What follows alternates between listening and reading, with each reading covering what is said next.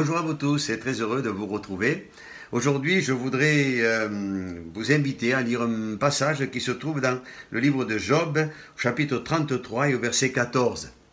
Il est écrit « Dieu parle cependant, tantôt d'une manière et tantôt d'une autre, et l'on y prend point garde. Il parle par des songes, par des visions nocturnes, quand les hommes sont livrés à un profond sommeil, quand ils sont endormis sur leur couche, alors il leur donne des avertissements et met le sceau à ses instructions, afin de détourner l'homme du mal et de le préserver de l'orgueil, afin de garantir son âme de la fosse et sa vie des coups du glaive. Amen. » Voyez mes amis, Job dira « Dieu parle ». Alors c'est vrai que Job, quand on prononce son nom, on pense de suite à l'épreuve, on pense à tout ce qu'il a vécu.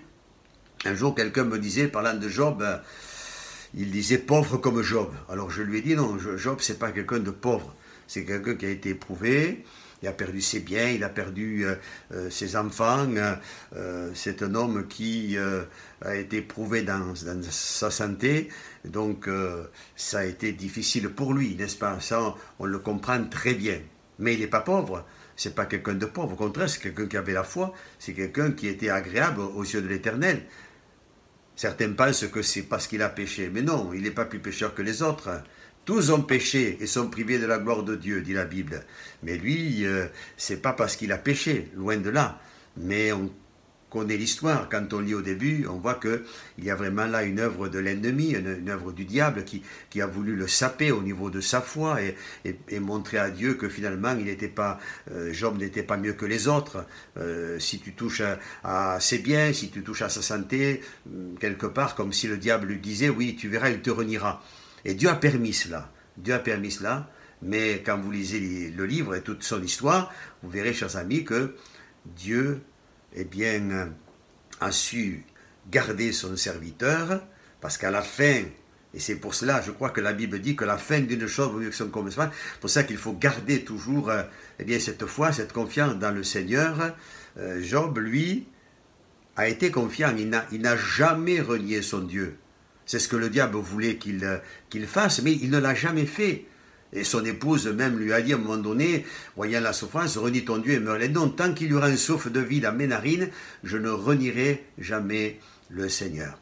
Et quand vous lisez cette histoire, chers amis, vous voyez combien ça a fini d'une manière extraordinaire.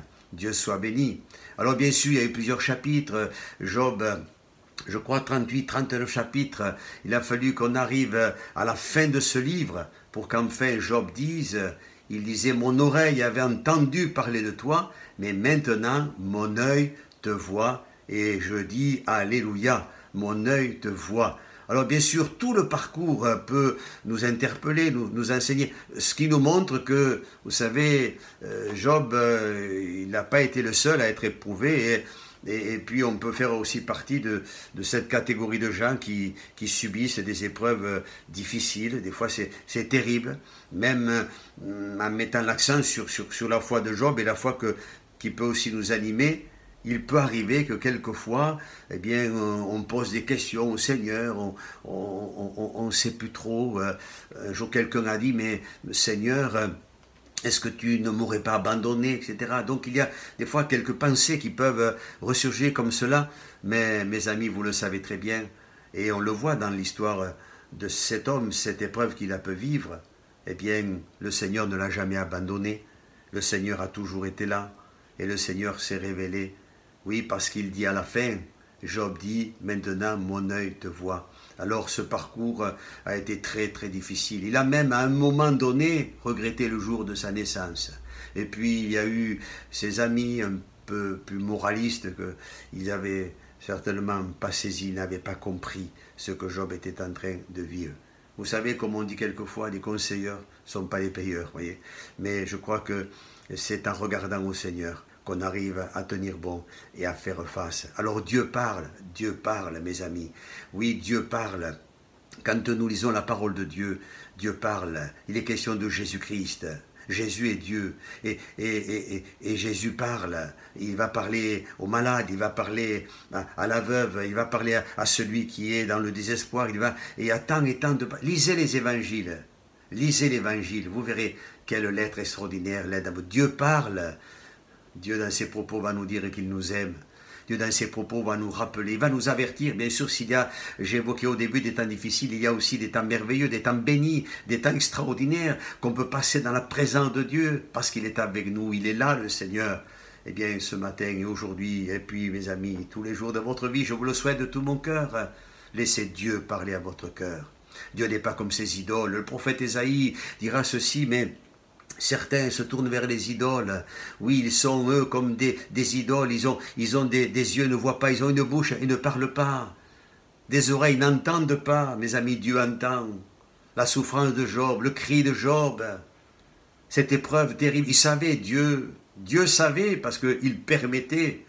Mais Dieu était toujours, pour Job, sur le point d'intervenir. Il savait que il ne permettrait pas. Dieu ne permettrait pas que Job arrive à abdiquer, n'est-ce pas? Au contraire, Dieu était toujours prêt à le encourager, que Dieu soit béni.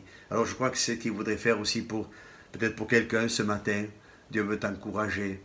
Le Seigneur, il sait ce que tu vis, il voit les souffrances, il connaît ton cœur. Peut-être as-tu été mal conseillé, peut-être toi aussi tu n'as pas été aidé, encouragé. Eh bien le Seigneur est là pour lui t'encourager. Lui il te conseille, il t'avertit. Il te dit je reviens bientôt, c'est vrai. Mais en attendant, aujourd'hui, pour toi qui ne me connais pas, pour toi c'est le jour du salut. Pour toi c'est le jour où je vais te parler, où je vais peut-être, parce que je vois la souffrance dans ton cœur, je vois tout ce que tu es en train de vivre, je vois la souffrance.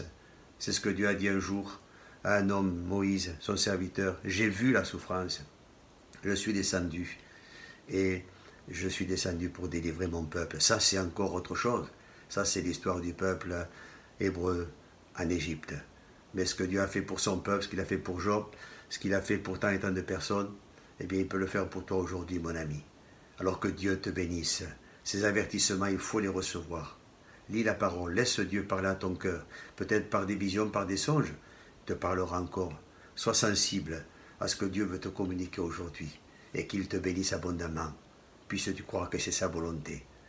Je vous dis au revoir et je vous souhaite un bon courage. Soyez bénis, à bientôt.